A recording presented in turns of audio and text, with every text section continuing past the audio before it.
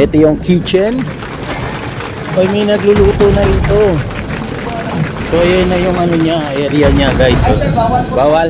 Okay, sige, thank you. Pero nagpaalam na ako kay Diwata eh. Sige. Sige, yun.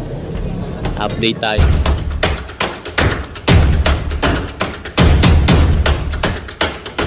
Good morning. Dito na naman tayo kay Idol Diwata. So ayan yung area nila dito guys. Yan kung gaano naman karami yung tao, no? Araw ngayon ng Sunday. Yan, good morning po sa inyo lahat. Maraming salamat po. Yan, nandito tayo kay Idol Diwata, no?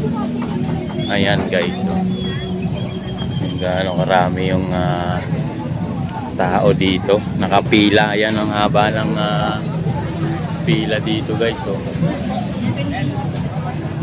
dito yung mga, ito na yata yung entrance nila guys. So ikot tayo dito, maraming for take out.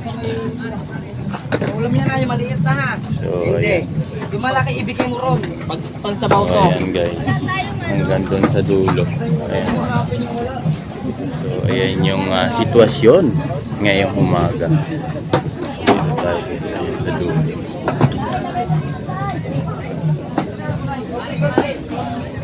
Hanapin natin mamaya si Idol Diwata. Guys, dito tayo. Ito yung mga, ayan. So yun yung mga dagsa na naman yung tao ngayon dito guys, no? Hindi naman alam yung kung saan susuot. So update tayo sa kitchen na pinapagawa ni Diwata guys dito sa area. Ito yung kitchen. Ay, may nagluluto na rito. So ayan na yung ano niya, area niya guys. So, bawal? Okay, sige, thank you. Pero nagpaalam na ako kay Diwata eh. Sige. Sige, yun. Update tayo sa kitchen na pinapagawa ni Diwata guys.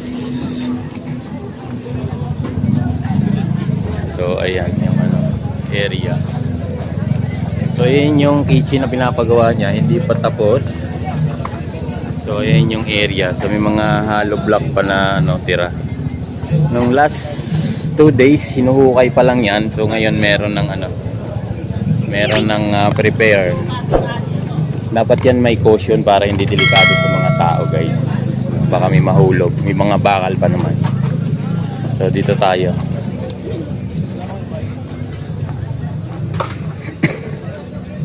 So ayan yung area, di ba?